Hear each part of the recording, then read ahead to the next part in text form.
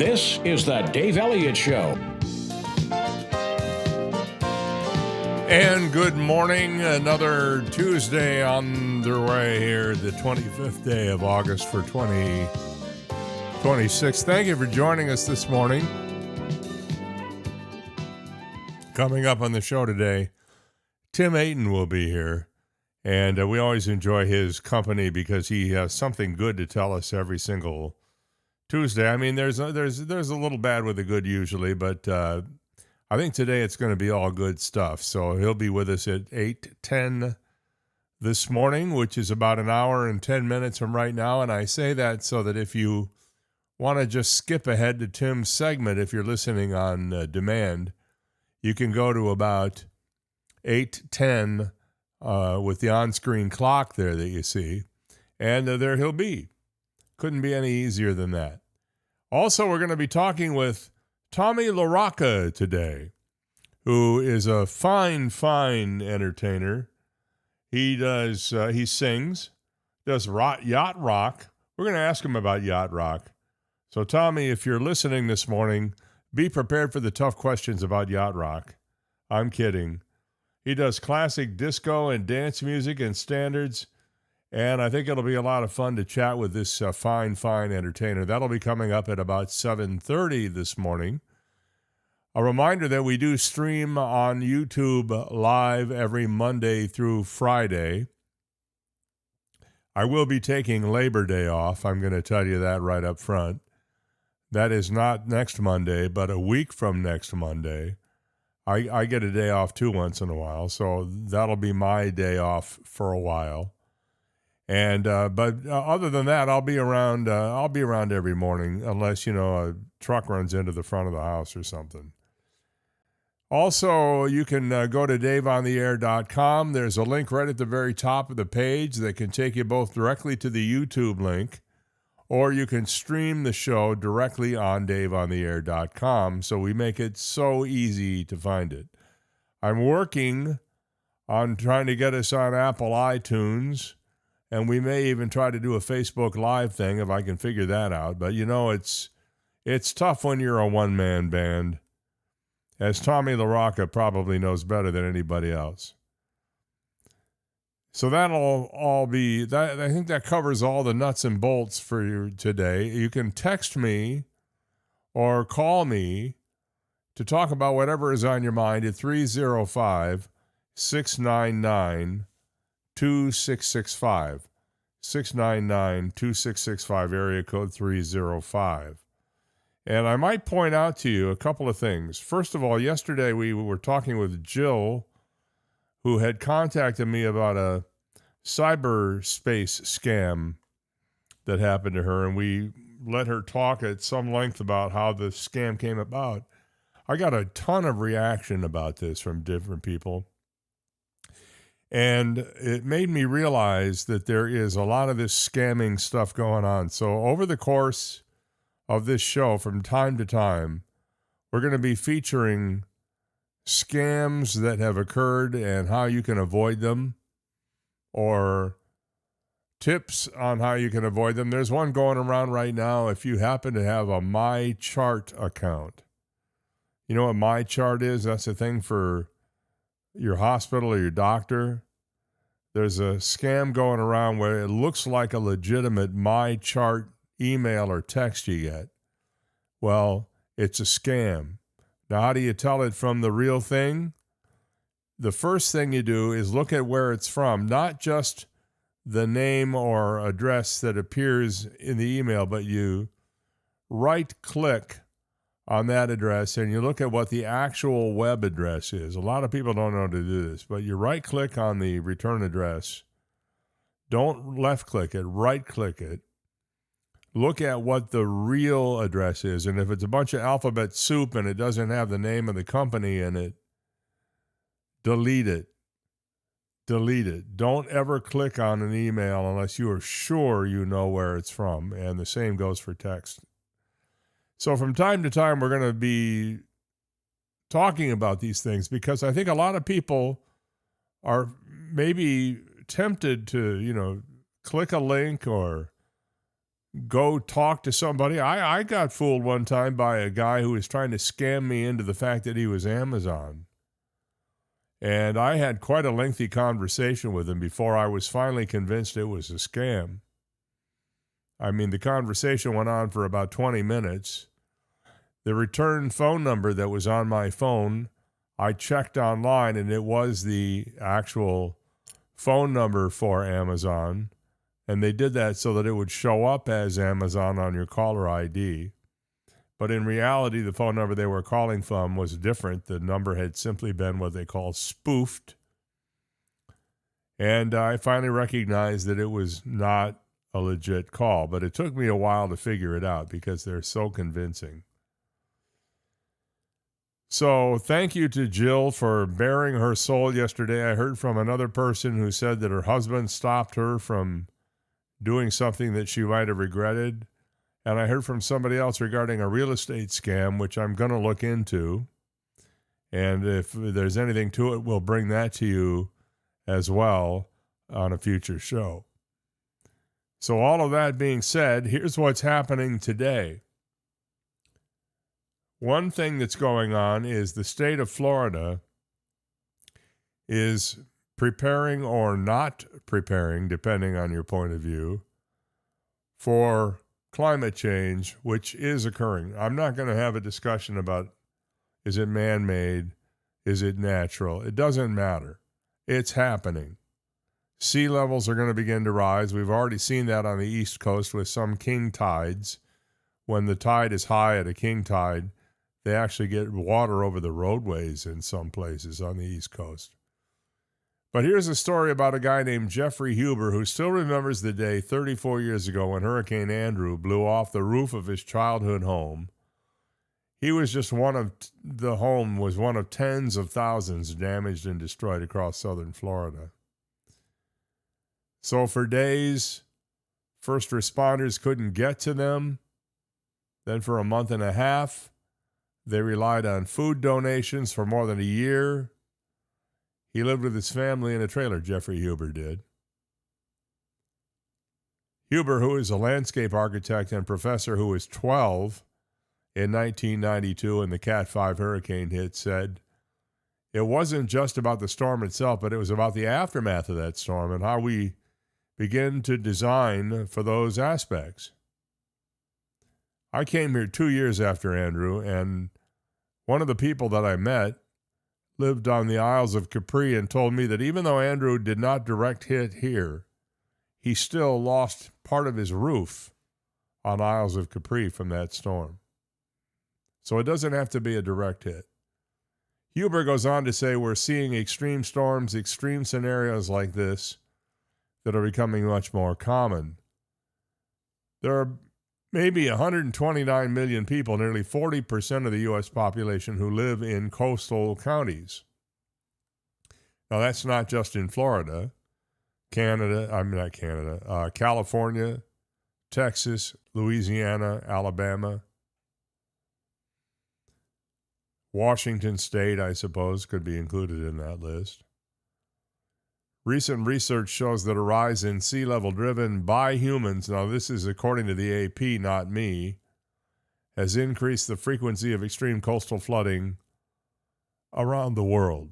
Again, I know that there's controversy surrounding the cause of climate change, and it doesn't really matter at this point what the cause is. You need to prepare for it because it's happening. As climate change threatens communities, Florida is showing how to build to adapt.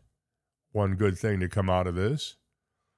Throughout this entire state, architects and designers are merging infrastructure with urban design to create residential buildings and parks and more.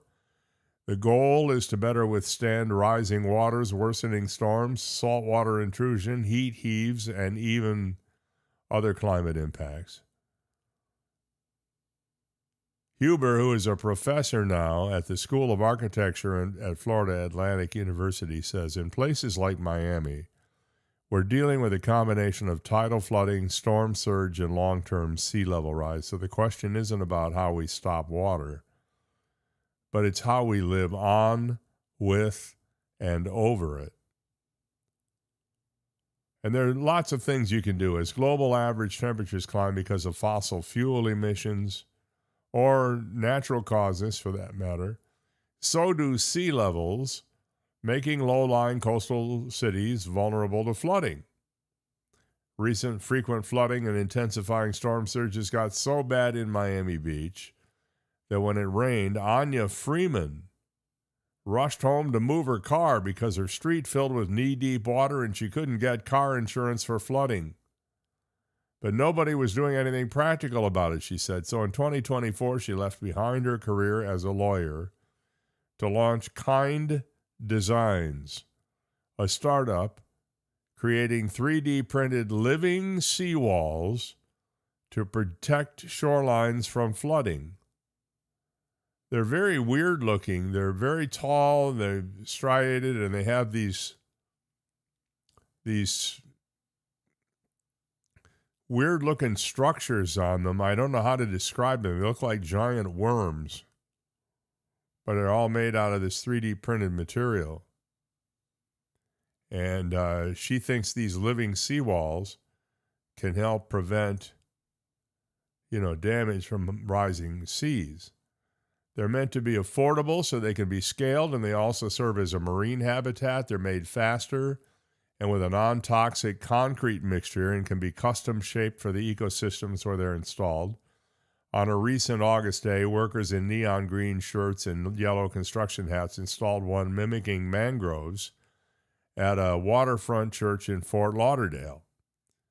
Traditional seawalls are flat, but theirs can be designed to mimic natural coastal features like mangrove roots you'd find in Miami or barnacle clusters in New York, wherever they happen to be located.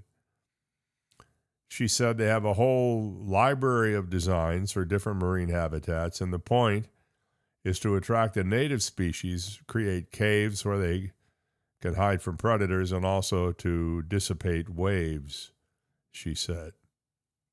Their technology dissipates at least 45% of wave energy, making it more resilient to overtopping and erosion.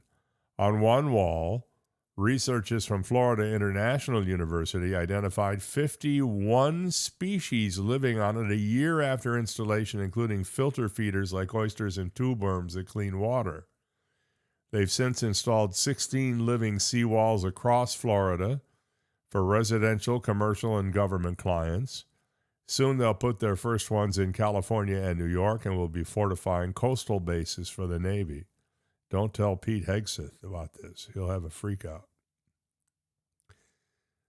So there are ways that we're trying to mitigate the rising sea levels. Again, it doesn't matter what the cause is, other than if it is man-made, that there should be definitive evidence of that, and then we should take steps to mitigate our own damage to the ecology. If it's not man-made, we're just going to have to learn to move in the direction that the climate change moves us. So a little bit of good news, there are innovators in this state who are trying to prepare for rising sea levels due to climate change for whatever reasons the climate may be changing. If you haven't heard the news, where have you been? The United States and Canada are barreling toward a deeper trade war after last-ditch efforts to strike a deal collapsed Friday. I'm not sure, why are we getting into a pissing contest with Canada? Somebody please help me understand this, because I don't get it. Canada, I don't know if you know this or not, but Canada is our largest trading partner, even bigger than China. It's true. So why are we getting into an argument with them over trade? I know the president feels like there's a trade imbalance, but the failed effort to cut a deal resulted in President Trump enacting 50% tariffs on roughly $20 billion worth of Canadian goods early Saturday morning. Canada is preparing to retaliate with dollar-for-dollar tariffs starting September 8th, according to Prime Minister Mark Carney over the weekend. American businesses don't have a lot of choices. Stop importing the impacted goods altogether until they run through their inventory, pay the exorbitant tariff, or switch suppliers. Of course, the person paying the tariff may at first be the businesses, but don't for a moment think you're not getting hit in the shorts with increased costs to these items, because you are. You're the one ultimately who's paying for it. We are. However, Canada may have been selected in the first place because it offered a cost or a logistical advantage that isn't easily replicated elsewhere. Companies that move their purchases when possible could therefore end up paying more anyway. And with the war in Iran already driving up energy and transportation costs, businesses have less room to absorb yet another hit. That increases the chances that at least some of the tariff costs ultimately land on consumers. If Ottawa, the capital of Canada, proceeds with its retaliatory duties, the president is all but certain to fire back, making the trade war with America's top or second top trading partner even more painful for both sides. For now, here are 3 ways we could see goods get more expensive. Paper products, everything from parchment paper to cups and plates made from paper are covered under the new levies. The duties also apply to kraft liner, which is a strong paperboard primarily used as the outer layer of cardboard boxes. Among the hundreds of items listed were also around 3 dozen types of plywood. The products fall within broader categories that accounted for about $1.5 billion of U.S. imports from Canada last year, according to U.S. trade data. Another way will be affected: alcoholic beverages. Wine, beer, spirits, including whiskey, vodka, gin, all impacted. We import about $1.5 billion worth of these goods a year, and did last year, according to the data. So if you're a Canadian Club user, get ready. It's going to cost you more. You're going to want to go to the cheap stuff. Alcohol has been a sticking point between Canada and the U.S. through negotiations after Canadian provinces pulled American alcohol products from their shelves last year in response to tariffs that we put on them. Those bans largely are still in place. Last week, amid trade talks with the U.S., Carney asked premiers to consider bringing U.S. alcohol back to store shelves in hopes of reaching a deal. And the final way we're paying: dairy. Here we go again. A wide array of dairy products from Canada are being caught up in the tariff crossfire. Milk, cheese, butter, whey. In total, the U.S. bought $780 million worth of dairy products from Canada last year. Along with alleged discrimination against American cars and alcohol, Trump claimed Canada has been unfairly restricting sales of American dairy there. Well, it's their country. If they can restrict sales, if we can restrict sales by putting tariffs on, aren't they allowed to do the same thing? Just asking. Now,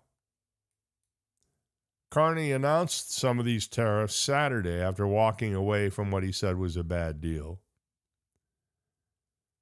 Impacted products, in addition to the ones I mentioned, include hockey sticks, even cement. If we have cement hockey sticks, we're really in trouble. You're at war when you get attacked. We got attacked, Carney said. The president hit back at Canada Sunday, saying Canada wants the benefits of being a state without being one. They have also charged our great farmers for many years massive amounts of tariffs. No more, the president added in a post on Truth Social. So it's heating up. It's heating up. I don't know what to do about it. Fortunately, I don't drink Canadian Club. I don't play hockey. I don't need plywood for anything right now. So I think I'm pretty well set. I think the people who are going to suffer the most are the ones along the northern border. Michigan, New York, Maine, New Hampshire, Minnesota, North Dakota, all the way across the northern border. They're going to be feeling the hit on this more than just about anybody else. And as long as we're talking about national stuff, the president disclosed just over 1,000 financial transactions for the month of June in what appears to be a broad reshuffling of his portfolio. 1,000 financial transactions. He rotated in and out of stocks, bonds, and exchange-traded funds throughout the month. The transactions total between $78.1 million and $263.1 million, according to the latest filing on August 22nd, which shows a range for each sale or purchase rather than an exact figure. His securities purchases topped $49 million, while his sales totaled at least $28.5 million. While the filing gives a window into the investment moves made on behalf of the president, it's not a clear picture of his total portfolio holdings. The amount bought or sold isn't specific, and there's no indication of how much Trump owns of any particular security. Of the 1,051 transactions, the largest was the $5 million to $25 million sale of Vanguard Dividend Appreciation Index Fund ETF shares on June 22nd. That same day, he bought between $1 million and $5 million worth of both Fidelity National Information Services and Home Depot. Those were the largest of several purchases of the stocks in June, although he also logged some sales of Fidelity as well. And then just you probably do the same thing. I'm sure you and he have a lot in common. Yeah, I made 1,000 stock trades in June. Just, normal day of business. Along with everything else that was happening, of course. Yikes. Hey, did you know that the average adult says they only get 13 truly pain-free days per year? The average adult, out of 365 days, only 13 are truly pain-free. Nearly half of adults are worried they'll never have a pain-free day in their lives. A study asked 2,000 people about their daily experience and the impact on their life of dealing with aches and pains, and found that while 48% believe they'll never have a pain-free day, the average person polled said they only get 13 truly pain-free days every year. And those are probably the days in anticipation of your vacation and the actual sleeping in the hammock. Who knows what it could be? I think that's a fascinating study. Can you imagine? Do you really think that you only have fewer than 2 weeks out of the year without pain?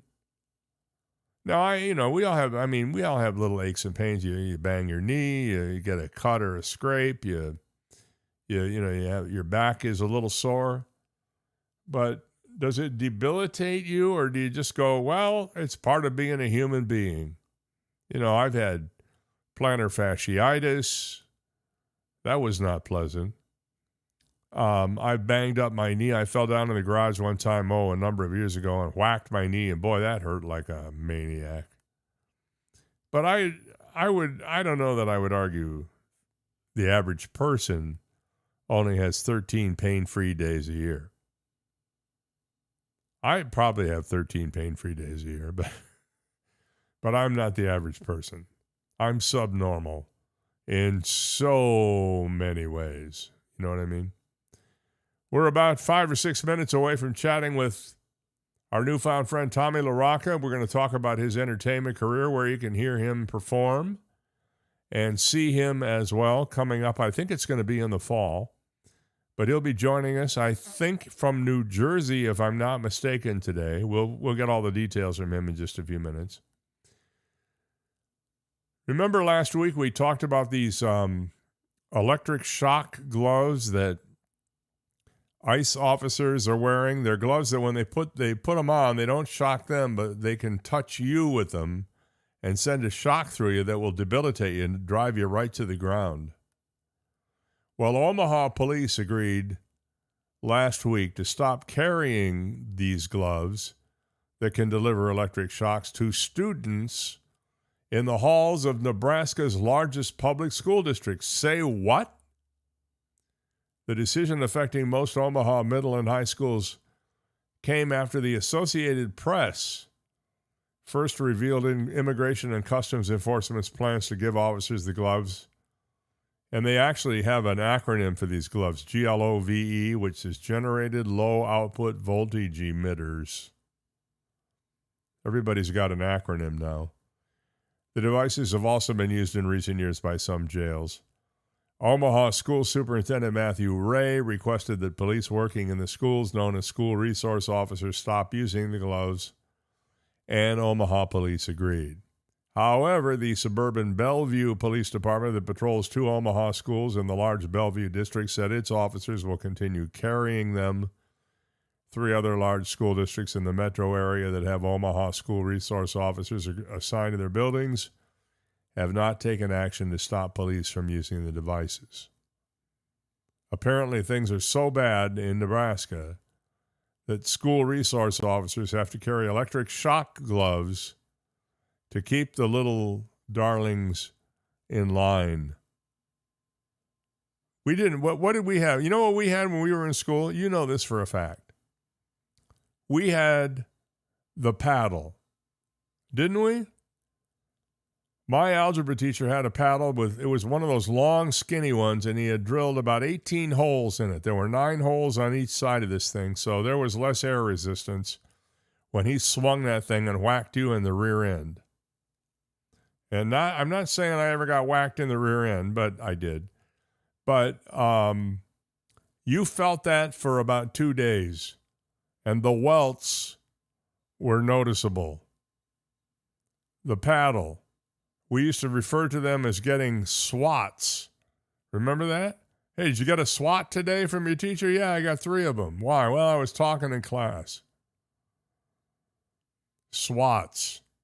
I think they're way more effective than electric gloves. Or if you really want to threaten a student with punishment, tell them you're going to tell their parents what you actually did in class, and that will stop you right there from doing it again. Not electric gloves. I think we can do better than electric gloves. Just call me crazy. Hey, a break, and Tommy LaRocca joins us after this. This is the Dave Elliott Show. A minute out for Alice Sweetwaters. You know how much I love Alice's? Well, let me tell you how much I love Alice's. For the last 22 years, I have been telling everybody I can about how great Alice Sweetwaters is. From their fresh-made seafood dishes to their incredible bar, their wild wine list, the ability to eat indoors or outdoors, and I might add, some pretty darn nice gazpacho, you will find exactly what you're looking for at Alice Sweetwaters. Try the shrimp wontons, for example. They're absolutely fantastic. Or the little mini sliders, or the grouper fish and chips, or the grouper dinner, or the grouper Reuben. You get my drift? There's a lot of stuff going on at Alice Sweetwaters, including the best sandwich in America, the lobster Reuben. Check it all out at the corner of Airport Road and Glades Boulevard. Alice Sweetwaters, where they serve crabs, shrimps, and big people. Have you finally found your dream home, or are you looking to refinance or pull equity from your home? Then call Alpha Title Services of Florida. Don't let fraud or hidden property issues, such as liens, unpaid taxes, boundary mistakes, or a cloud on title, to name a few, ruin your big day. That's why you need Alpha Title Services in your corner. They do the deep digging to complete your contract conditions and assure your title is clear in order to provide the ultimate protection on your family's investment. Before you sign on the dotted line, make sure your future will be truly yours by contacting Alpha Title Services at 239-260-1495. To protect your dream, let your realtor or lender know you choose Alpha Title Services of Florida to handle all of your closing needs. Trust the people who have been serving the real estate community since 1999. Trust the people you can call to ask questions before signing your contract. Trust Alpha Title Services of Florida. Online at alphatitleservices.com or call 239-260-1495. Are you ready for a culinary experience like no other? Mark your calendars for the event of the season. Sizzle Dining is happening starting September 1st through the 30th. Picture this, a world of flavors, a celebration of taste, and a chance to make a difference in our community. Savor delectable dishes, expertly crafted by top chefs, each plate telling a story of passion and creativity. But that's not all. Sizzle Dining benefits Blessings in a Backpack of Southwest Florida, a charity dedicated to ensuring no child has a hungry weekend. Dine with purpose. Every time you indulge in the exquisite offerings during Sizzle Dining, a portion of the proceeds will go directly to Blessings in a Backpack. So gather your loved ones, invite your friends, and come experience culinary excellence while making a meaningful impact. Share your moments with #DineWithPurpose. Sizzle Dining, taking place the entire month of September, where taste, compassion, and community come together in perfect harmony. Reserve your table today, because with Sizzle Dining, every bite counts and every meal matters. When I smoke weed, I get lost in the music. I like to isolate each instrument. The rhythmic bass, the harmonies on the piano, the sticky melody. Hey, careful, babe. There's someone crossing the street. Sorry, I didn't see him there. If you feel different, you drive different. Don't drive high. It's dangerous and illegal everywhere. A message from NHTSA and the Ad Council. Even if he were cloned, he'd still be one of a kind, and the better-looking one. Dave Elliott. That's me. Good morning. Thank you for joining us today. We'll be around until about 8:45 or 10 minutes to 9. Tim Aten will be with us in a little while at about 8:10 this morning. But right now, I'm happy to present entertainer extraordinaire, our newfound friend, Tommy LaRocca. And Tommy, where are you right now? Good morning, Dave. Thank you for having me. I love your show. I'm actually right now in Jersey City, New Jersey. Jersey City. My wife is a Jersey girl. I don't know if you know that or not. And I know a little bit about Jersey City, but you're also a Naples resident, right? Yes, my wife and I have been coming to Naples since 2005, and we always enjoyed the area. I always had the pleasure of going down Fifth Avenue on Thursday nights and seeing all the live entertainers, and said, I want to do that one day. And I had the opportunity talking to Heidi and Meg from Fifth Avenue South, and I had the pleasure to do that a couple times. It sounds like fun. I remember Thursdays on Fifth, and they're wildly popular. They close off the street. You can wander up and down, and you're everything from violinists to you doing yacht rock. Now, I got to ask you, I know what yacht rock is because I listen to it on Sirius XM and on in my Alexa devices in the house. How do you describe yacht rock? Well, yacht rock is music from between the 70s and the 80s. A lot of like light rock that was described back then. Artists like Michael McDonald, Christopher Cross. I would put in some Jim Croce songs, James Taylor. A lot of those songs that they have middle of the road feel to them, like a Brandy, a Dancing in the Moonlight, Don't Pull Your Love, those type of songs. You know who got really mad when they called his music yacht rock? Donald Fagen from Steely Dan. He was madder than hell about that. Very true. He just thought, we're not yacht rock. I happen to love yacht rock, and I think it was invented by Sirius XM, wasn't it? Weren't they the first one to have a yacht rock channel? And now it's everywhere. So you also do classics and standards. Do you do Sinatra? Yes. I started playing the trumpet in 4th grade, and I joined a wedding band in Brooklyn called Main Event in 1983. And actually, we were in a movie in 1989 called True Love with Annabella Sciorra. And, being in a wedding band, you have to learn all kinds of genres. Yeah. So I took that experience into playing restaurants and small parties, and you have to play everything. So you play the Sinatra, you play the classic songs from for people in the dance in the 70s. I do stuff like Robin Thicke, Pitbull, gets people up and dancing. I do some Italian music, and if I'm in a room doing a party or a restaurant, I look around and who's there. If I see young people, I'll even do a Drake song, which is like today's type of music that's very like the hip hop sound. Yeah. But I'll do Sinatra, Bobby Darin, and I'll pull stuff into whatever people are looking to hear. Now, do you have a backup band, or are you a one-man band? Right now, I used to be in a band for many years. Now I use what's called MIDI tracks. It's Oh, yeah, I love MIDI, yeah. Bass music. Yeah. And I use some instrumental tracks, a little bit of everything. And I just mix it up. And I know you were talking to Chelsea last week, and it's very, very important that, especially for a restaurant, that you keep that volume low. For example, you have a couple from Bonita Springs, a couple from Estero, a couple from Naples. They meet at one restaurant. They want to talk. They haven't seen each other for a while. Music can't be loud. It has to be at a nice volume so they can definitely have their conversations, and also allows the servers, the waiters to let people know what the specials are and gives them more of an intimate evening. Maybe a little later on, you can pick it up a little bit with your volume and different types of songs. And if you're there to do a show, like you're on a stage and the audience is there to see you, then that's a whole different matter. Definitely. You're more of a cabaret feel. Yes, of course. So speaking of cabaret, I understand you're going to be performing in Naples in the fall. Yes, I'll be at the Bayfront Inn in Naples on November 13th. And I'm going to, that same week, I'm going to be also appearing at Maratera in Bonita Springs. And I'll be back on 5th Avenue South for evenings on 5th. I'll be doing that in December for the Christmas tree. Do you is your show constantly evolving? Do you do new stuff all the time? Yes, and when I was listening to the show, when you would do What the Heck Is It, I picked up a couple songs from that as well.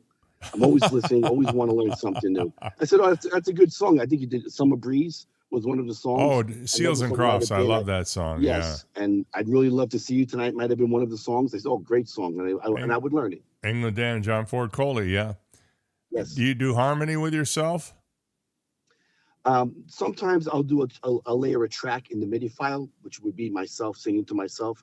But most of the time, because of a tight scheduling, I take whatever I can pick up on that will make my life a little easier. Yeah.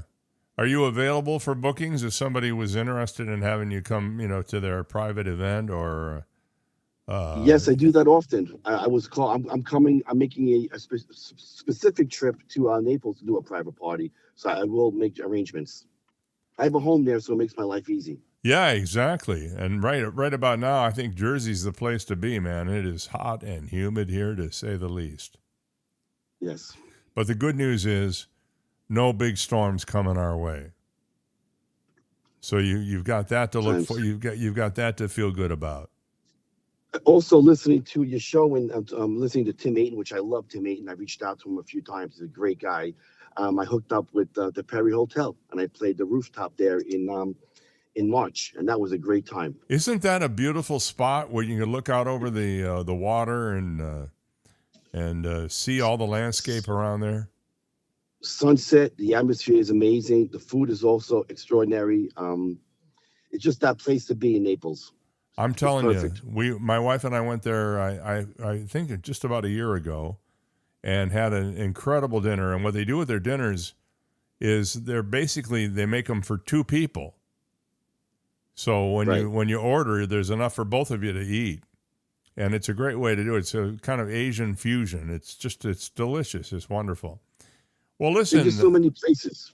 I was going to ask you to sing a song for me, but if you do, I'll get kicked off YouTube. So we can't. That's why we're not doing What the Heck Is It? If we could do What the Heck Is It, I'd be doing that again in a heartbeat. That was great. But great. We're looking forward to seeing you at the Bayfront Inn on November 13th, and I wish you the best of luck. And everybody should get out and support live entertainment, because that is really the lifeblood of what we expect here in Southwest Florida. Being the connoisseurs of entertainment that we are. Yes, and thank you to Chelsea Murphy for also exposing all the different types of music and live entertainment that's out there. I love that, and Dave, I love when you have Reg on. He's got a great laugh. He makes my mornings. When he breaks into that laugh, it breaks me down. It's excellent. He's a wonderful guy, and he knows where the bodies are buried. All right, man. Take care of yourself. Thank you, Tommy. Dave, I can't thank you enough. All the best to you and your family. And I hope the listeners just keep growing and growing because you do such a great job. You make my mornings. Like I told you before, I'm listening. I know all the traffic in Naples. I don't know what's going on in Jersey because I'm busy listening to you in the morning. So that's just the way it is. That's what I prefer. Well, we'll see you on Thank you November so much. 13th over at Bayfront. Thank you. Thank you All very right, much. you bet. Tommy LaRocca, everybody. Let's give him a big round of applause. Let me see. Do I have an audience here? I'm trying to look and see if I have. I thought I had applause, but I guess I don't. Well, what the what? Why do I not have applause? And the type is so small that I can't read it. What's this one? Oh, that's nothing. I don't know what that is, but it's not anything. Those are effects. Never mind. I was going to give him applause. Oh, there it is. I found it.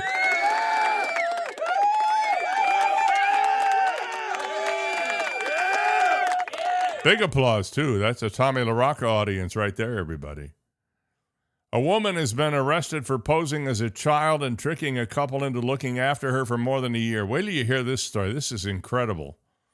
Amanda Maria Souza de Oliveira allegedly scammed the couple to get her own bedroom filled with toys and even throw a 12th birthday party for her, despite her being 38 years old.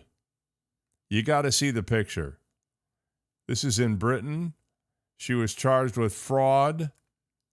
Actually, it was in Brazil, not Britain. It's from the metro.co.uk newspaper, however. She was charged with fraud and false identity for allegedly moving into the family's home for 14 months, disguising herself as a vulnerable girl 26 years younger. The couple testified at a hearing in Joinville, Brazil, along with their son, a police officer, experts, two professionals presented by the defense. Prosecutors accused Amanda of creating the identity of Gabrielle Ferreira de Santos and initially presenting herself as 11 before claiming she was 12. She had allegedly approached a religious community after claiming she had fled home after being mistreated and had no ID on her. The family believed they were helping a traumatized child and eventually treated her as a daughter, preparing a bedroom decorated with children's paintings and paying for her to live. They even organized a party to celebrate what they believed was her 12th birthday. According to investigators, Amanda used an infantilized voice, children's toys, pacifiers, and baby bottles to maintain the alleged deception. She also claimed to have autism and said her adult appearance was the result of being forcibly given hormones during childhood. Amanda admitted lying about who she was, but denied that she had intended to defraud anyone. According to police, she said, "It's clear that I deceived people. I lied, but I did not intend to scam anyone." I'm sure that all of them say that. You know what I mean? You should see the picture of her. There's no way she looks 12. She must have been very convincing as an actress, to be sure. Amanda, don't do that again. And how about this Father of the Year? A man who left his tired 7-year-old son to wait alone on Japan's Mount Fuji while he continued a family hike has been reprimanded by police. The boy was spotted sitting on his own at a hut about 8,200 feet above sea level, slightly more than halfway up the country's tallest mountain, by a worker on Thursday, according to CNN's affiliate TV Asahi. The case was reported to police. Unbelievable. Police said the boy had gone hiking with his father and older brother and was told to wait there when he became tired and reluctant to continue walking, said TV Asahi.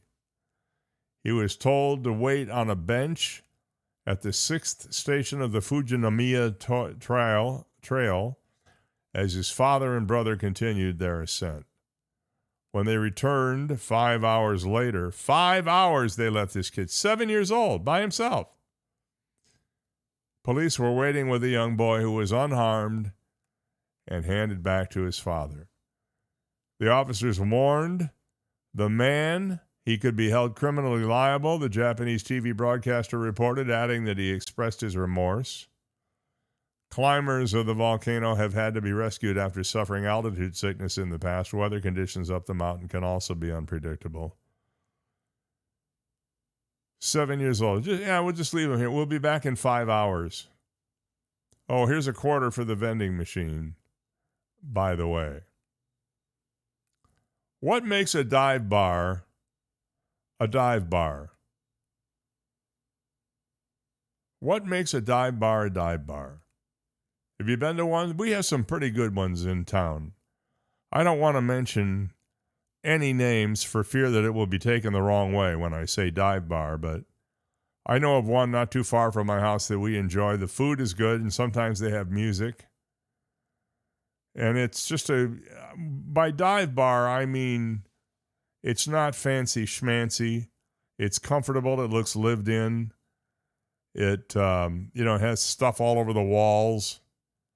The people are friendly and informal. To me, that's a good thing. Those are all good things. But do you know of any good dive bars in Naples, Southwest Florida, Fort Myers, Florida, New Jersey, Tommy, or any place else? Tell me your favorite dive bar at 305-699-2665. 305-699-2665. You can text me at that number, or you can call me at that number, and we'll talk about it. I want to know where the best dive bar in town is, whatever town it happens to be that you're in. If you're up in Georgian Bay, maybe there's a favorite spot you like to go to there. If you're in Traverse City, Michigan, it's probably Sletter's Tavern. I don't know. I haven't lived there in almost 40 years. No, more than 40 years. No, about 40. Well, let me see. At least 37 years. So there may be new dive bars there. I don't know. But what makes a dive bar a dive bar? Well, somebody asked the internet, and of course the internet has every opinion known to man. What makes a good dive bar? One person, I think, got it right. Christmas lights up all year long. That's an indication it's a dive bar. Or how about this one? At closing, they lock the doors, but a few of the regulars are allowed to stay while the bartender cleans up. Now, I've done that, but not necessarily at a dive bar. In the old days, in my younger years, back when I still had a liver. Kidding. What makes a dive bar a dive bar? Having to duck or bend down when navigating at any part of the building? Yeah, probably. Beer signs from brands that no longer exist. I guess one of the brands that no longer is about to exist is Schlitz. Have you heard about this? Schlitz has gone out of business after like 175 years. No mirror in the men's room. I guess they keep breaking it and trying to use the shards as weapons. I don't know. And another thing that makes a dive bar, the floor is softer in some places. Now we're talking. That's a dive bar. Did you know that the majority of Americans' workers get a bad case of the Sundays due to dreading Monday? Well, the website LinkedIn, the job hookup service, they surveyed 3,000 individuals employed in the U.S. and found that 66% of them reported experiencing the Sunday scaries ahead of the work week. LinkedIn used the phrase Sunday scaries to refer to the phenomenon of feeling stress and anxiousness, or as some of us might call it, anxiety, on a Sunday night ahead of beginning work again on Monday following a weekend off. I never got the Sunday scaries. But what I would get is the Sunday regrets, and that is I regret that the weekend is over and that a new weekend starts. Since I started doing this podcast, I no longer have the Sunday regrets. I have the Monday anticipations. Looking forward to being on with you every Monday through Friday morning from 7 to about 8:50 or thereabouts. And by the way, I'd like to take a moment out to remind you that you can follow me on Facebook and Instagram at The Dave Elliott Show. Every day I post a little reel on Facebook and Instagram with the impossible question and with the sometimes just the fun stuff. Like yesterday's was, you like this shirt? Got quite a few responses on that. Also, I want to remind you that coming up in the next hour, we're going to be playing the impossible question, and somebody today is going to win a gift certificate to, are you ready for this? Irish Times Bar and Grill. Yesterday, Amy was our winner on the impossible question, and she received a $100 gift certificate to Margaritaville Restaurant at the Margaritaville Resort on Fort Myers Beach. So today, we're giving away a $50 gift card, a $100 gift certificate to Irish Times Bar and Grill. I haven't been there, but my lovely, talented, and Irish wife tells me it's a great place to go hang out, and we're going to check it out at some point. But somebody's going to win that today, playing the impossible question coming up in about, 45 or 50 minutes, somewhere in that neighborhood. Now, remember, we changed the rules. The 30-day rule no longer applies to this. If you won an Alice Sweetwater's gift certificate, you are now eligible to win a Sizzle Dining gift certificate, but you can only win one Sizzle Dining gift certificate. So once you've won, that's it, my friend. You can't win again. Enterprising people would ask their friends to listen in and get involved in the contest. And then maybe you can say to them, hey, would you take me to dinner with you? That'd be a pretty cool thing to do. I don't know if it's kosher, but I would argue I make the rules. It's okay. Ole Miss, the university, Ole Miss, their football staff was so worried about Lane Kiffin stealing the program secrets on his way out when he left the organization that they called in the FBI to check for bugging devices, it has been revealed. Kiffin stunned the world of college football in November when he quit playoff-bound Ole Miss to join LSU on a $91 million contract, leading to all kinds of fallout there. This is a huge deal. This is why I think college football has gotten way out of hand. They're paying a coach $91 million. They wouldn't dare pay an English professor or a math professor that much to educate the leaders of tomorrow, but they would definitely pay a football coach that much. The outgoing head coach even claimed he was nearly run off the road by scorned Ole Miss fans as he left Mississippi under a cloud, and now a program insider has revealed some stunning details about the exit. Speaking to the Assorted Crackers podcast, Walker Jones, executive director of Grove Collective, Ole Miss's exclusive NIL program, opened up about LSU's attempts to poach assistant coaches and staff members to join Kiffin in Louisiana. He described it as weeks and months of fending off LSU, claiming they were literally trying to burn Ole Miss to the ground. He added, I guess that's what you do if you're the LSU head coach. You try to destroy your opponent, your rival. So I guess that's probably the way. Again, shame on me to think it was going to be anything other than what it was, but we battled and we were able to hold on to the majority of our roster and our players. What people don't realize, too, he said, is half the staff was going to LSU, so we literally had to have 2 different text threads, 2 different staff meetings. We had to ask coaches to leave the room. We had no hall room conversations, nothing written down, nothing written on the grease boards in the office, because half the staff we literally were going to be competing against. He said, we actually had the FBI come through and walk the building for bugs and everything.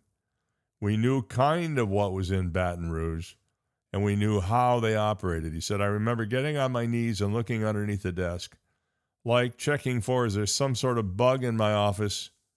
He says, somebody was like, what are you doing? And I'm like, you just trust me. You don't know this guy like I did. Referring to Lane Kiffin. It was reported at the time that Kiffin had given his then Ole Miss staff an ultimatum when he left the program: join him immediately on the plane to Baton Rouge or forfeit the opportunity to get a job with him at LSU. And what mob does he belong to? A few joined, but others stayed to finish the season with Ole Miss, who at the time were still in contention for the national championship and eventually went on to lose narrowly to Miami, you may recall, in the semifinals. In the wake of Kiffin's high-profile exit, the Rebels decided on Pete Golding as the new head coach, promoting him from within. Our athletic director and our chancellor did a great job hiring Pete. Jones explained he was the logical hire. He was the locker room hire. That's what the players wanted. High stakes in college football, and it's almost back. Another week or two, and we'll be in the season for real. In football season, that is, for real, not tourist season. I'm not quite ready for the snowbirds to come. I will be ready when they come back, but I'm not quite ready yet. Did you hear about the technical problems CNN had the other day? I guess it was yesterday, for about 25 minutes. Anybody tuning in from about 12:05 to 12:29 p.m. may have encountered a pixelated screen. Media reporter Brian Stelter posted Dana Bash's response at about 12:51 p.m. once the broadcast was back up. Welcome back, and we are back, she said. There was a technical issue across Warner Brothers Discovery's channels that resulted in losing our signal. We're very sorry for the interruption. I'm sure immediately a lot of people thought, oh, the government spooks are out there doing their job. As the 1 p.m. hour got underway, CNN News Central anchor Brianna Keeler also acknowledged the snafu. Welcome back, and we are back, she said. There was a technical issue. We're certainly sorry for the interruption. Let's get back down to the breaking news. So the 18 people who were watching CNN at that point were probably pretty anxious. Oh, my God, what are we going to have to do? Watch OEN? News Nation? Fox News? Oh, we can't do that. We'll just watch the pixelated screen.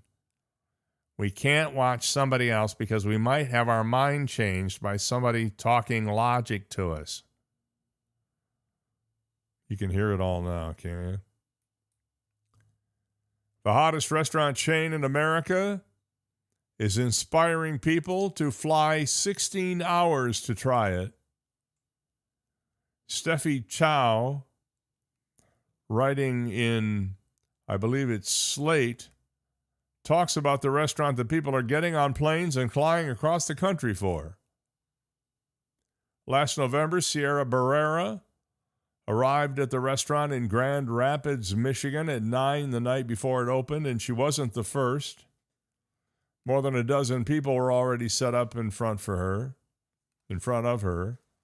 For the next 13 hours, Barrera waited, vlogging her entire experience as temperatures dipped into the 40s and a brief morning rain washed over the crowd.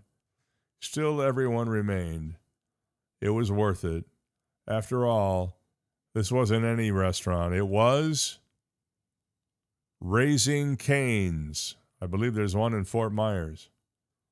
I'm kind of embarrassed, she said in the video, because I've never actually done this before, and there's already people here. I'm thinking this is a little too early. Nobody's going to be here, but people are here, she said. She later told the reporter, when I got ahead of when Cane's was opening in my city, I made sure to put it on my calendar.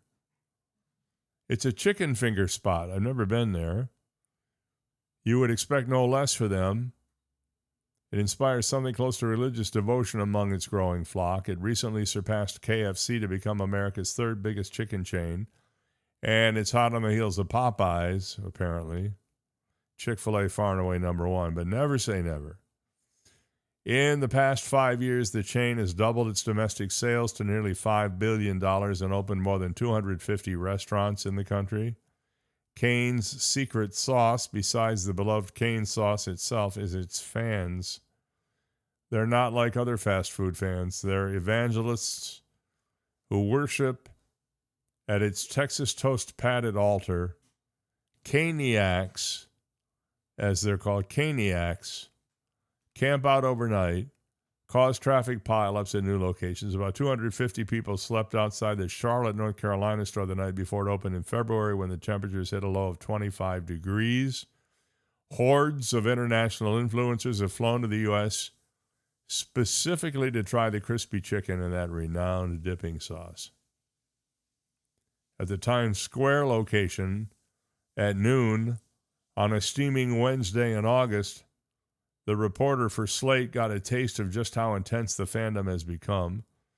Tourists hauled their suitcases over the doorstep into the fray, fresh off a flight or rushing to make one if they could just get one last chicken finger first. Get a video of the DJ. It's only here, the woman told her husband over pounding Bruno Mars. Another couple wearing designer sunglasses said they had traveled all the way from Italy to try Cane's. That's about all they could say in English. So apparently there's a thing now. Raising Cane's is the hottest new restaurant chain in the country. And you thought you heard it all. We tried that. What's that place called? Is it called Spicy? What's the one called on Airport in Pine Ridge that used to be PDQ, and before that it was Boston Market? We've tried their chicken fingers a couple times. I don't think they're that bad. It's run by KFC, but that's worth a try. We have our places here in town. Frankly, I think the best chicken fingers in town, and you may think I'm biased, Alice Sweetwater's. I love the breading on their chicken fingers. They're just simply delicious. If you're looking for a new theme park adventure, I have the suggestion for you soon. A multi-billion euro theme park devoted to Dragon Ball, the anime series, is set to be built just outside Paris. Saucy, thank you, Tim. Not spicy, saucy, that was what it's called. It's set to be built just outside Paris with Saudi backing and a project that regional leaders claim could rival Disneyland. The park is one of three slated to be built around Courdimanche, near Cergy and Val d'Oise, on the site of one of France's most spectacular amusement park failures. In a statement, the Élysée Palace said Saudi Arabia had signed a memorandum of understanding with France worth 6 billion euros. Emmanuel Macron, the French president, hailed the unprecedented proposal, the likes of which we haven't seen since Disneyland Paris. The proposal stemmed from a discussion between Mr. Macron and Mohammed bin Salman, the rather Saudi crown prince, widely known as MBS. A couple of Decembers ago, the pair discovered their shared passion for manga, and in particular Dragon Ball Z, according to an Élysée aide. Valérie Pécresse, the president of the Paris region, said officials had worked on the proposal for 18 months. The project is expected to create 22,000 jobs, according to official estimates. Dragon Ball was created in Japan as a manga comic in 1984, and the franchise has grown since to global popularity, spawning television series, films, and video games. The theme park proposal is the latest front in Saudi Arabia's campaign to project soft power through sport, gaming, and entertainment while branching out beyond oil. On Sunday night, Mr. Macron and MBS attended the Saudi-backed A-Sport World Cup closing ceremony at the Grand Palais. in Paris. Isn't MBS the guy that is thought to be responsible for the killing of that journalist at the embassy? I think so. What are they doing in bed with that guy? Cristiano Ronaldo, the football player and tournament ambassador, and Gianni Infantino, FIFA's controversial president, joined them at the event. So there's going to be a $6 billion theme park being built by the Saudis outside Paris, giving Disney a little bit of run for the dough, I suspect. Get ready. I wonder if they will hire all Saudi workers and they'll have female workers there dressed in burqas, you think? Or are they going to go, more Western with it? I don't think it's not a place I would want to go. If I were going to go to any theme park, I'm sorry, Universal Studios gets my vote. And if you haven't been paying attention, Tony Romo is in some level of trouble over at CBS. He got busted for DUI recently. CBS said recently it had no resolution or announcement about his future. He's on indefinite leave following his July arrest on suspicion of driving a vehicle while under the influence of alcohol, but in many ways the network has already moved on by elevating J.J. Watt to the lead team while Romo kind of twists in the wind and making several other changes to his broadcast pairings.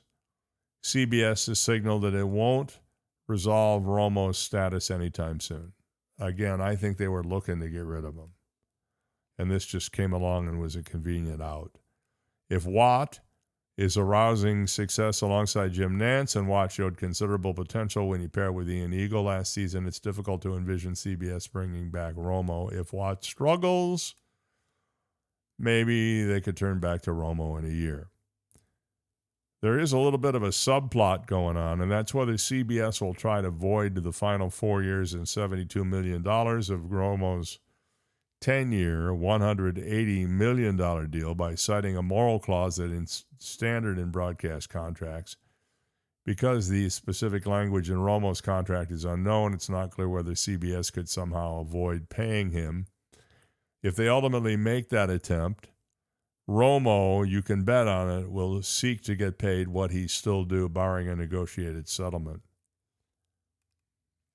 A lot of people think CBS is using this incident as a way to try to escape a contract that it had no business giving Romo, even though the former quarterback for the Cowboys was a rising broadcast star at the time, and even though ESPN was pursuing him. You never know, though. He could be back. Stranger things have happened in the annals of sports TV. You know who's coming up next? Yep. It's Tim Aten. He'll be with us in just a few minutes after these messages, so stay there. The Dave Elliott Show. A minute out for Alice Sweetwaters. You know how much I love Alice's? Well, let me tell you how much I love Alice's. For the last 22 years, I have been telling everybody I can about how great Alice Sweetwaters is. From their fresh-made seafood dishes to their incredible bar, their wild wine list, the ability to eat indoors or outdoors, and I might add, some pretty darn nice gazpacho, you will find exactly what you're looking for at Alice Sweetwaters. Try the shrimp wontons, for example. They're absolutely fantastic. Or the little mini sliders, or the grouper fish and chips, or the grouper dinner, or the grouper Reuben. You get my drift? There's a lot of stuff going on at Alice Sweetwaters, including the best sandwich in America, the Lobster Reuben. Check it all out at the corner of Airport Road and Glades Boulevard. Alice Sweetwaters, where they serve crabs, shrimps, and big people. Have you finally found your dream home, or are you looking to refinance or pull equity from your home? Then call Alpha Title Services of Florida. Don't let fraud or hidden property issues, such as liens, unpaid taxes, boundary mistakes, or a cloud on title, to name a few, ruin your big day. That's why you need Alpha Title Services in your corner. They do the deep digging to complete your contract conditions and assure your title is clear in order to provide the ultimate protection on your family's investment. Before you sign on the dotted line, make sure your future will be truly yours by contacting Alpha Title Services at 239-260-1495. To protect your dream, let your realtor or lender know you choose Alpha Title Services of Florida to handle all of your closing needs. Trust the people who have been serving the real estate community since 1999. Trust the people you can call to ask questions before signing your contract. Trust Alpha Title Services of Florida. Online at alphatitleservices.com or call 239-260-1495. Hi, I'm Ryan Blaney, a third-generation race car driver, and we dedicate a lot of our time to going as fast as possible. My grandpa Lou is the reason why my dad and I started racing, and I'm really proud to follow in his tracks. But when my grandpa was diagnosed with Alzheimer's, it was a very unexpected bump in the road for us. I've learned a lot on this journey with my grandpa Lou, and the memories of my grandpa will always be with me. It's important to notice if older family members are acting differently, experiencing problems with their memory, or having trouble with routine tasks. Talking about Alzheimer's can be really tough, but if you notice something, have a conversation with your loved one. Encourage them to see a doctor or offer to go with them. Early detection of Alzheimer's can give your family time to explore support services, make a plan for the future, and access available treatments. The Alzheimer's Association provides care, support, and research to help you take control of the situation with your family and manage the disease together. If you or your family are noticing changes, it could be Alzheimer's. Talk about seeing a doctor together. Visit alz.org/time to talk. A message from the Alzheimer's Association and the Ad Council. You took the first step and quit smoking, but even former smokers may still be at risk for lung cancer. That's why SaveByTheScan.org wants you to know about a new low-dose CT scan that can detect lung cancer early. It takes only 60 seconds and could save your life. You took the first step, now take the next. Visit SaveByTheScan.org for a simple quiz to see if you're eligible and talk to your doctor about screening. SaveByTheScan.org is brought to you by the American Lung Association's Lung Force Initiative and the Ad Council. It's Aten on Tuesday, and as Naples grows, let's find out what Tim Aten knows. What Tim Aten knows. And here he is this morning. Woo! You like that? I put it in there. I love that. I put it in there twice. I know, and I could hear it loud and clear today. Thank you. Well, I'm trying to fix my myriad technical problems. I love your new Dave Elliott. I guess you call it image break. The stinger? Dave Elliott Show. Yeah, the bada boop whatever it is. It's more my style than some dry guy saying my name. You know? Yeah, it's good. It has a throwback feel, but it's funny. It made me smile. Well, good. There's another one coming up. Not that I look forward to stingers on my show, but then again, a vodka stinger maybe. At this time of the day, you never know. Yeah. Hey, let me ask you, are we running into a backlash, do you think, with the gas station situation here in Southwest Florida? I don't know if you saw this on Gulf Coast News this morning, but apparently the county commission is going to be talking about changing the rules about how close gas stations can be to each other in the county. No, it's really something that probably shouldn't have been on the books anyway. It's I don't know. It's kind of weird, and this all came about because of the Costco, right? Right. So the Costco that the second Costco in Collier that it's under construction now on the corner of Rattlesnake and Collier Boulevard. And the issue was that the Costco will have a gas station on the hard corner there, which would be the southeast corner, and the 7-Eleven on the northeast corner is less than 500 feet from it. And the county land development code, I guess, has that you can't have a gas station within 500 feet of another gas station. And it's not just from the actual pumps to pumps, it's the edge of the property.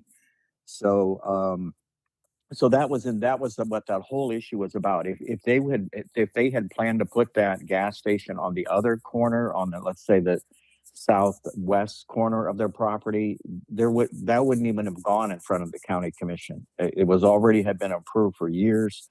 So that was, believe it or not, was what that whole thing was about. So it just, I think it was maybe archaic. Maybe it meant something at that point to have another gas station. I think they were just trying to prevent having a row of gas stations. Well, they were concerned about traffic. Yeah, that was one of the things, and light pollution and noise and whatever. But I mean, that corner, there's only one corner now that's not going to have a gas station, and that's the one where Publix is at, the Naples Lakes Publix, which is on the northwest corner. but you've got racetrack across the street from the new Costco on the southwest corner. So I don't know. I don't think this is a big deal. This, relaxing this rule, but maybe someone would object to it, and maybe they could call in and give their reasons why. I don't understand it personally, so I don't like, again, I don't think it's that big of a deal. Well, I think that they're going to change it. the traffic situation will work itself out, because if there is too much traffic and people have difficulty getting in and out, they'll just simply stop going there. Right, and then it could be a moot point in the future anyway when they're talking about electric cars, if that really does take off. Right now we've seen it kind of pull back, but then those would be converted to electric, which still would be a traffic situation possibly, but not the same as a gas station, I would argue.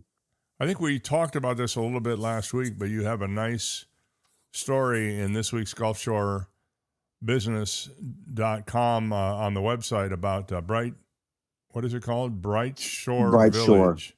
And we mentioned that Jeff Bruce had actually asked you a question that you looked into on that. Yeah, that's right. Yeah, I have all the details on it, and it's a kind of a project that kind of quietly slipped in, because it was actually approved more than 2 years ago, and it's just taken this long to break ground and get off the road, so, get going. But it's right on Immokalee Road, but it's on a segment of it that's probably not traveled as much as it's on an east east-west segment, but it's not the east-west segment that we first think of as Immokalee Road, which is going from, let's say, Randall to 41. It's a segment that Immokalee twists and turns a couple of times, and this is up. Actually, it'd be north of Ave Maria, northeast of Ave Maria, there on that stretch of Immokalee Road on the north side. And they're planning 2,000 homes. 14 of them will be single-family homes, and then the rest will be divided between apartments and townhomes. When you say 14, you mean 1,400. 1,400. Did I say 1,000? It says 14. Okay. Yeah, so 1,400 homes. Right. Single family homes, but 2,000 homes total.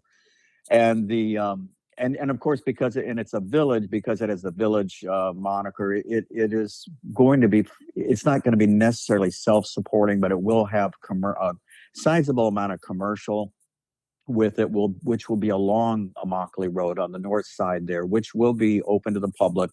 The community itself will have a gatehouse and will be private, but the commercial in the front with the apartments, eventually, the apartments will be like a second phase, which will be right behind the commercial strip, which they expect to have a grocery store and other retail stores that will be there along Immokalee Road. So, it's under construction now. So they've cleared the land, and that's what Jeff Bruce was seeing on a trip up that way. And but yeah, it's a sizable new development here. Is the reason we're seeing a lot of building out there because it's a little more affordable for people to be able to own in that area of Collier County? Well, I think it started that way, and I think the land was probably more affordable for these developers, and they've owned this for a long time. This one in particular is being developed by the Barron Collier Company, and they Barron Collier Companies rather, and they actually own the property just to the east of it as well, which is even larger. And I noticed on the plans that there's a interconnect, that they have a future interconnect that will be connecting Bright Shore Village to whatever they're going to build over there, and that hasn't been approved yet for anything. So, but yeah, you're just going to see a lot of growth, and this is where it all comes in, where we say that more than half the population of Collier County eventually will live east of Collier Boulevard or 951, and this is just part of the reason why. You've got the town of Big Cypress, you've got the Rivergrass Village, Longwater. And there's some others that will be happening between Golden Gate Estates and Ave Maria, especially, and Ave Maria is going to double in size as well. It's just amazing the continued growth here. No, I mean, at some point you'd think we'd see a slowdown as people say, we got to catch up, or it's too crowded or something like that. But it just seems to be nonstop.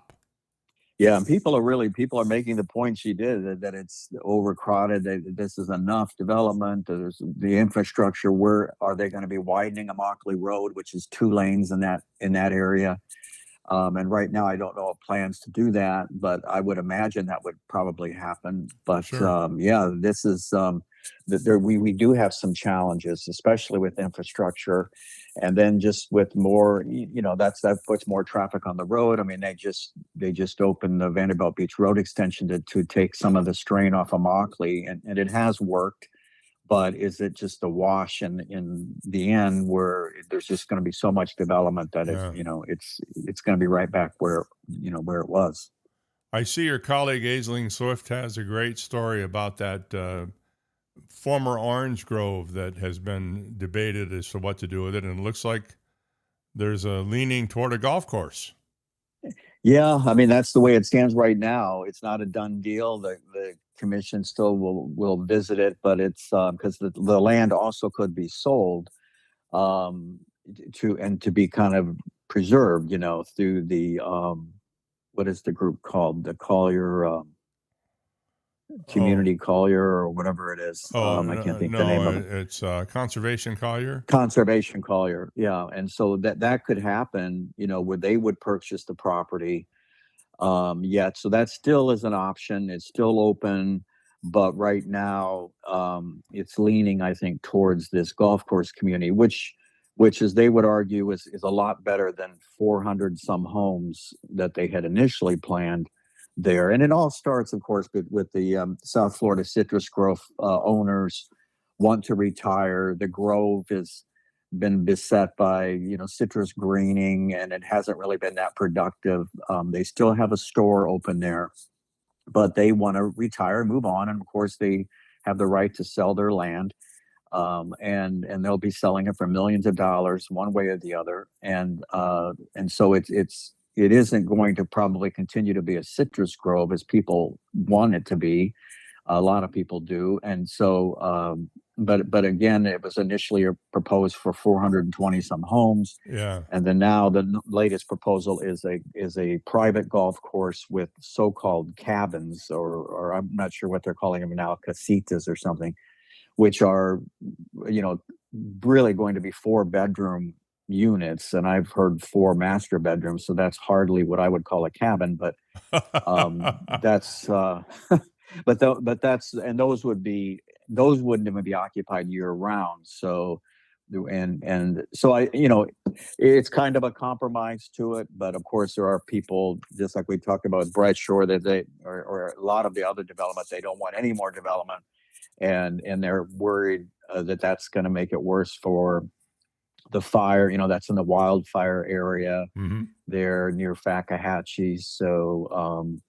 I don't know. I mean, it still hasn't been. It's not a done deal what it's going to be, but it is leaning. It looks like towards probably that golf course community. I had somebody ask me the other day, and you and I have talked about this over the months. That Ore and Oak, or whatever it's called, the one that was going to go by Macy's in the Coastland Center. Yeah. Is that ever going to break ground? Ore and Iron. Ore and Iron. It has broken ground. Oh, it has. They have. Yeah, they've started vertical construction. I went by there last week, and they've got. It looked like white pipes extending up, quite a few feet from the ground. So, but yeah, it broke ground a while ago and is under construction. You gotta wonder, with 2 vacant restaurant out parcels there at the mall, why they might not have just said, could we take one of these and convert Well, it? it is surprising. I think that this project, though, was planned long before those closed. So it was already underway. It already had gone through the design review board. And it does give them a chance to build what they want, and probably a corner that's probably a little more high profile. I mean, as far as visibility from the traffic, then it may not be as much as Bahama Breeze's site, but Uncle Julio's was kind of hidden back there behind the bank and behind Bahama Breeze. But this new location, I think people will easily see it more than the other out parcels. And I did when I stopped over there last week, I did see some activity in the Uncle Julio spot. So I believe that is being built out for another restaurant, but I don't know what it is yet.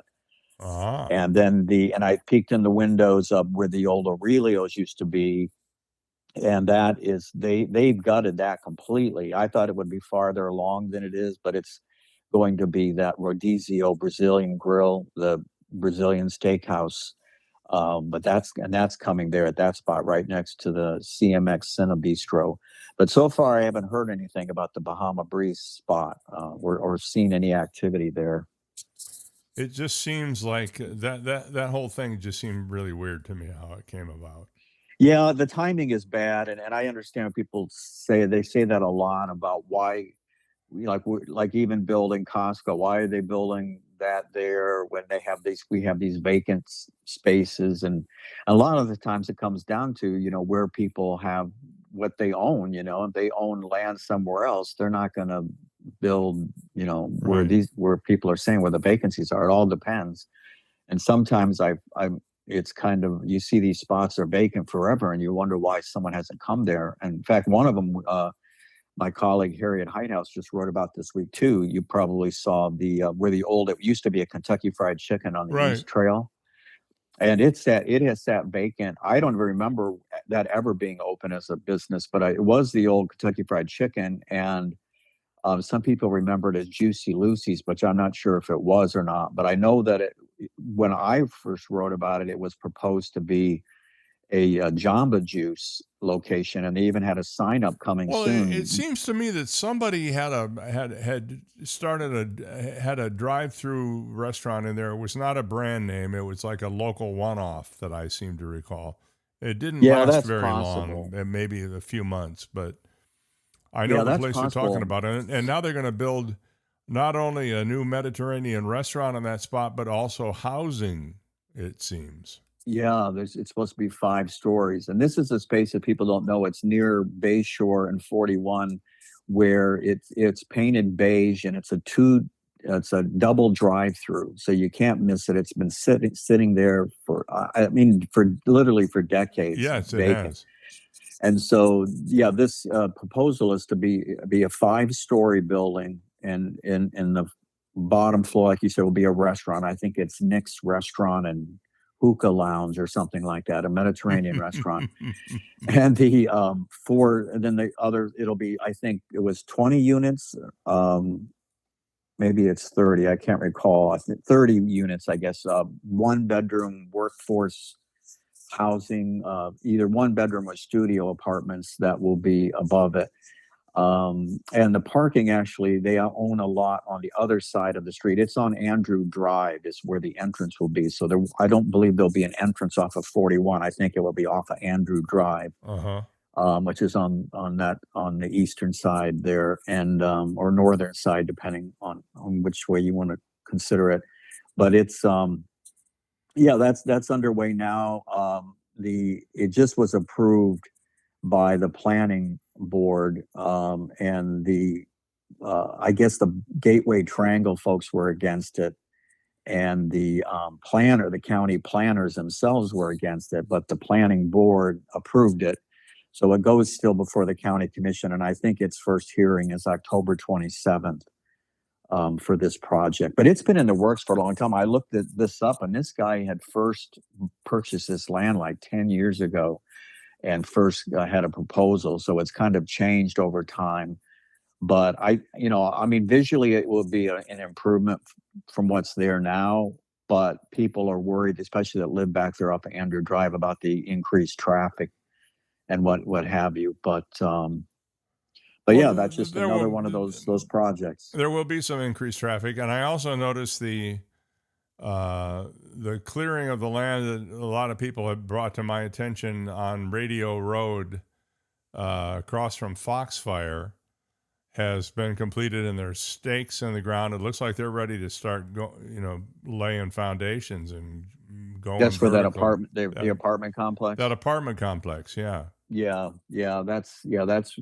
And people were surprised that they were getting, that apartment complex in that narrow strip. But when you drive by it's a lot longer than it looked when it had trees on it. Yeah, for sure. Yeah, it's not very deep, but it was plan there. I mean, it wasn't like, I mean, that was a buildable lot from the beginning, you know. People just didn't expect it to happen. So what's coming up in your column on Friday? Well, I've got news that there's a neighborhood information meeting tonight about the new St. John Paul II parish. And it's going to be on the corner of Wilson and Immokalee Road. But the Diocese of Venice bought 40 some acres there more than 10 years ago. And they're moving ahead with a new Catholic school and a Catholic church plan there. So I've got all the details on it in my column this week. It's a little surprising to me that would be in the works, because I've been reading a lot about how there's a problem getting clergy, and many parishes around the country are closing. Well, they might have a problem getting clergy, but it's the same probably issue as getting pharmacists. It's not the lack of business. There's there are more people returning to the church or unchurched coming into the fold. And so there's actually a greater need. So the problem why you're seeing a shortage is because there's so much of a need now. But yeah, that's the reason why they're doing it. And they've been St. Agnes. Because if you recall, St. Agnes was a mission of the St. John Church, and it started in 1999. And don't they do the Latin Mass there too? Yeah, they do. Right. And so this St. John Paul is a mission of the St. Agnes parish.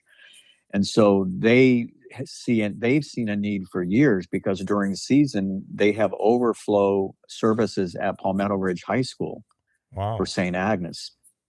So this will be a church. This will be a parish that will probably end up to be the largest, or one of the largest Catholic parishes in Collier County, St. John Paul, and it's between St. Agnes and Ave Maria. So, and if the growth continues like the way we've even noted today, there might be need for even another parish eventually out that way. So that's how incredible the growth is. It is incredible is the right word to use. Mm-hmm. All right. Well, if people want to reach you or have a question or want to sign up for your newsletter or your daily emails, how do they do that?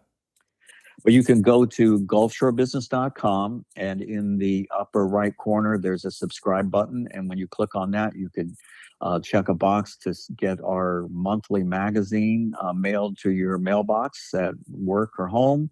And then down below, there's a little box to check if you want to get our weekday newsletters, which are emailed every weekday, 7 a.m. and 3 p.m. So you can keep up on what's happening in Southwest Florida. All right. Thank you, Tim. Well, thanks, Dave. Talk to you next week. Have a good day. Have a good week. You too. Thank you. Okay, now wait a minute. Here come the Dave Elliott Show singers. You ready? Okay, yeah. Here we go.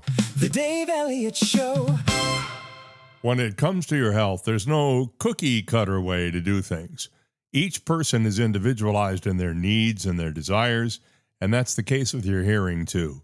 Naples Audiology and Hearing Center, with 2 locations in Naples, one in Colonial Square off Goodlette Frank Road, the other in the Vanderbilt Commons at Vanderbilt and Collier Boulevard, are here to help you. They help you with individualized treatment. You go in for a free hearing evaluation, and if you should happen to need a little help from a hearing device, they can offer you the exact device you need, the exact technology you need for your particular needs. Don't let your hearing get in the way of enjoying your life. They even have devices that can cut out the background noise if you're in a big crowd someplace. Naples Audiology and Hearing Center, I've been going to them for years, and I know you should too. Believe me, you will notice the difference right away. Naples Audiology and Hearing Center, online at napleshearingcenter.com. Are you ready for a culinary experience like no other? Mark your calendars for the event of the season. Sizzle Dining is happening starting September 1st through the 30th. Picture this: a world of flavors, a celebration of taste, and a chance to make a difference in our community. Savor delectable dishes, expertly crafted by top chefs, each plate telling a story of passion and creativity. But that's not all. Sizzle Dining benefits Blessings in a Backpack of Southwest Florida, a charity dedicated to ensuring no child has a hungry weekend. Dine with purpose. Every time you indulge in the exquisite offerings during Sizzle Dining, a portion of the proceeds will go directly to Blessings in the Backpack. So gather your loved ones, invite your friends, and come experience culinary excellence while making a meaningful impact. Share your moments with hashtag Dine with Purpose. Sizzle Dining, taking place the entire month of September, where taste, compassion, and community come together in perfect harmony. Reserve your table today, because with Sizzle Dining, every bite counts and every meal matters. It's 4 a.m., Monday, and you're literally sucking baby snot through a tube because she's congested. Man, that's love. And if you love her that much, love her enough to make sure she's buckled in the right car seat. To make sure your child's in the right seat for their age and size, visit nhtsa.gov/the right seat. Show them you love them. Keep them safe. Visit nhtsa.gov/the right seat. Brought to you by the National Highway Traffic Safety Administration and the Ad Council. Hear that? That's the sound of your life. Perfectly imperfect. Beating in rhythm to the world you've created. But every time you drive after drinking, the music gets drowned out. Your life sounds pretty great. Don't let a buzz ruin it. Buzz driving is drunk driving. Don't drive buzzed. A message from NHTSA and the Ad Council. Hey, Dad, how do airplanes fly? What's in this box? Is this tree good for climbing? How are babies made? What does this thing do?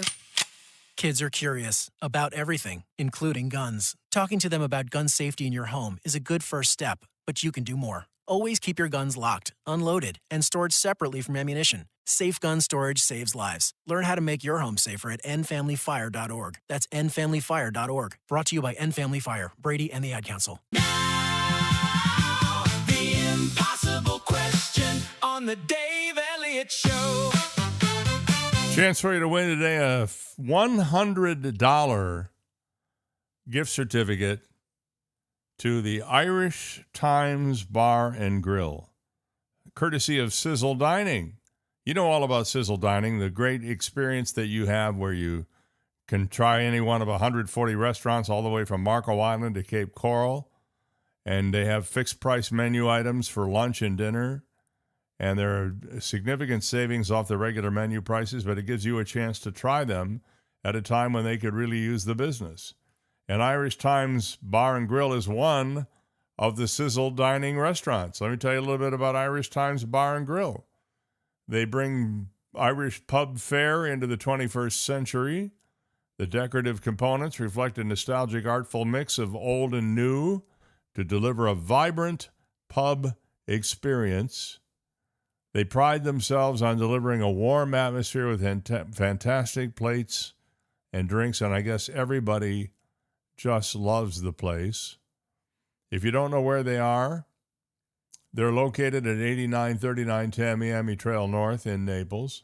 You should really stop in and check it out for yourself. So you can win a $100 dining certificate from Sizzle Dining at the Irish Times Bar and Grill if you know the answer to today's impossible question. Now, if you've won in the last 30 days, you can play today as long as you haven't won a Sizzle Dining gift certificate in the last 30 days.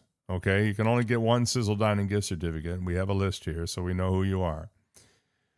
And so what we're going to do is ask you the question, and the first person to text us or call us at 305-699-2665 with the correct answer will be off to the Irish Times Bar and Grill with $100 courtesy of Sizzle Dining and the Dave Elliott Show. Here is today's impossible question. Get ready to contact us. We throw away over 90% of these without ever looking at them. We throw away over 90% of these without ever looking at them. What are they? Text me now at 305-699-2665, or you can call me at that same number, and we'll take the first person to contact us either by text or phone with the correct answer to today's impossible question. We throw away over 90% of these without ever looking at them. What is the answer? Call or text me now, 305-699-2665. Make sure you put your first name on the text when you send it so I know who you are. Frank says newspapers. Incorrect, Frank, I'm sorry to say. Let's see what Nancy says. Nancy says magazines. Sorry, Nancy, that's not it either. Betty Ann says mail ad flyers. Incorrect, sorry, that's not it. 305-699-2665. If you think you know the answer, we throw away over 90% of these without ever looking at them. Let me know by text or phone at that number, and the winner will get a $100 gift certificate for Sizzle Dining. If you've won an Alice Sweetwater's, you are still eligible to win Sizzle Dining. So don't be shy. Give me a call. If we don't get an answer on the show itself, we'll put it on Instagram, and the first person on Instagram to come up with the correct answer will win. Let's see. Frank once again says, this time receipts. Sorry, Frank, that's not it, but a good guess nonetheless. Eileen says coupons. Nope, that's not it either. I really wish I could ring the bell here. Somebody must know the answer to this. If you've ever heard the initials RTFM, look that up. Jackie says a political solicitation. Sorry, Jackie, that's not it, but thank you for playing anyway. 305-699-2665, $100 dining certificate to Irish Times Bar and Grill, courtesy of Sizzle Dining. If you think you know the answer to our impossible question, we throw away over 90% of these without ever looking at them. There's a kind of a rude response you give certain people, and it's RTFM. And if you know what that means, you can probably figure out what the answer to our impossible question is. Maybe go online and look up what RTFM stands for. The F is not a pleasant word, but you'll figure it out and give us a buzz or a text to win the prize. I'm going to move on, but we'll keep the phone and the texting going until we call it quits here this morning. I'm going to give it to Bobby. He got it. Bobby, you're the winner this morning, buddy. You knew that the answer was manuals or instructions. He obviously looked it up. RTFM stands for Read the Freaking Manual. Instructions and manual is the winner. Bobby, our big winner this morning on the impossible question. Bobby, I'll be contacting you to give you information about how you can claim your prize. Congratulations to you and to everybody else who participated this morning. The winner, Bobby. I wish I could take this call from Pontiac, Michigan, but I'm sure they're calling to, well, let's take the call anyway and just see what they have to say. Good morning. You're on the air. Who is this? I'm calling about the trivia. Well, we've already got a winner, but what was your guess anyway? User manuals. User manuals. That's right. That was the winner that we got. Thank you for the call. Okay. Try again tomorrow, man. There'll be lots of opportunities to win gift certificates from Sizzle Dining. Today's is to Irish Times Bar and Grill. Tomorrow, we're going to have another dining certificate from Shula's Steakhouse. That'll be tomorrow on the show. So thank you all for playing. Diane and Marco, thank you for calling. Tim says, I always look at the manuals, but I always keep them almost, although most are available online. Yeah, he's right about that. That's absolutely true. So thank you for having some fun with us this morning. Meanwhile, everybody is apparently obsessed with this mouthwash called TheraBreath. I don't know if you recall this, but Dr. Harold Katz created TheraBreath, and a number of years ago we actually had him on the show.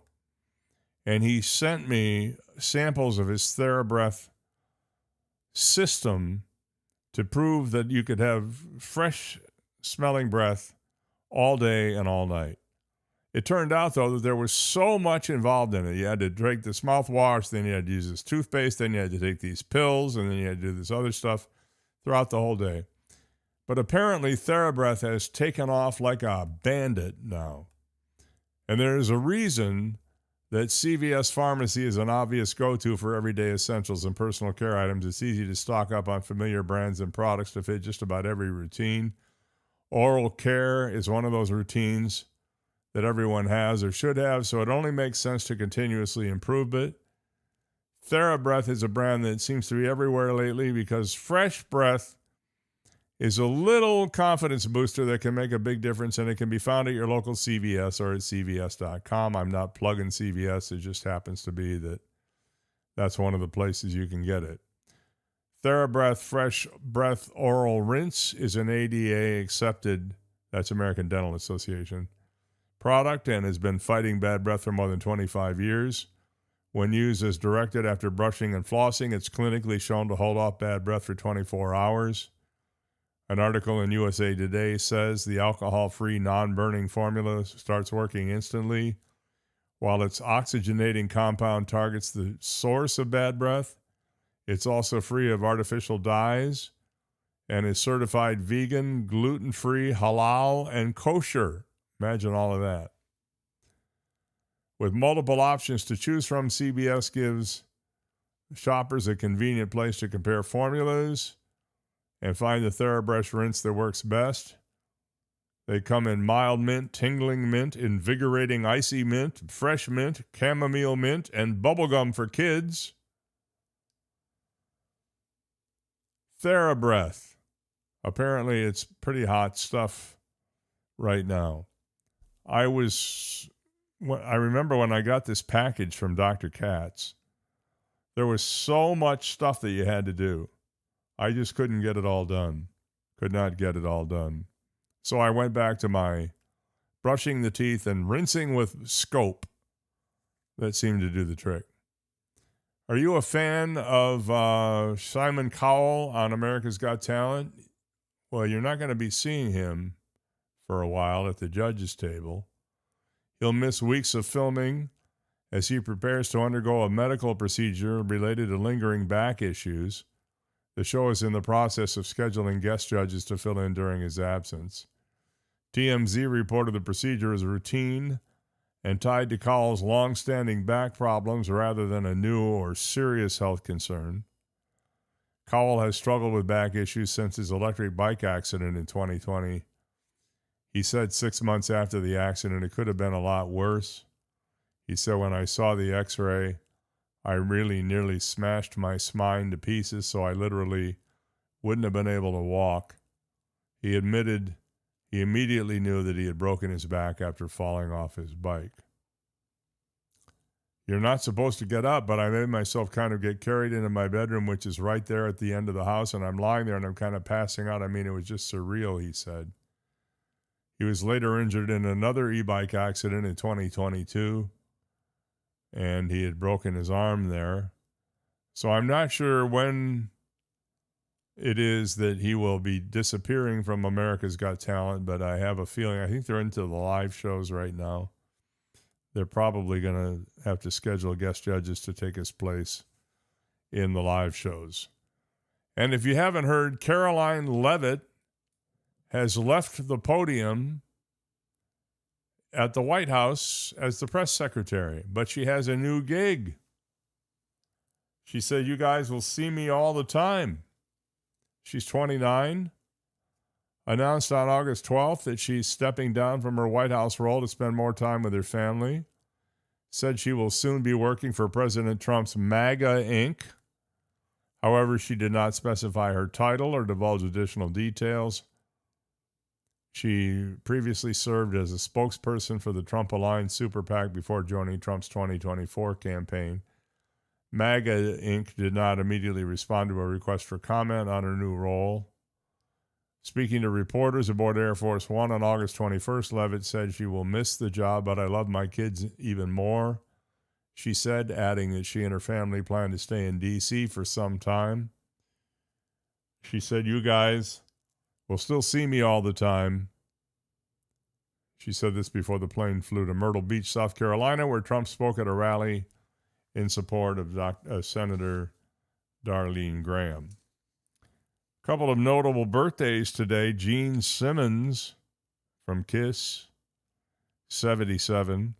Elvis Costello, 72. Tim Burton, 68. Billy Ray Cyrus, Achy Breaky Heart, 65. Actor Blair Underwood is 62. Rachel Ray, 58.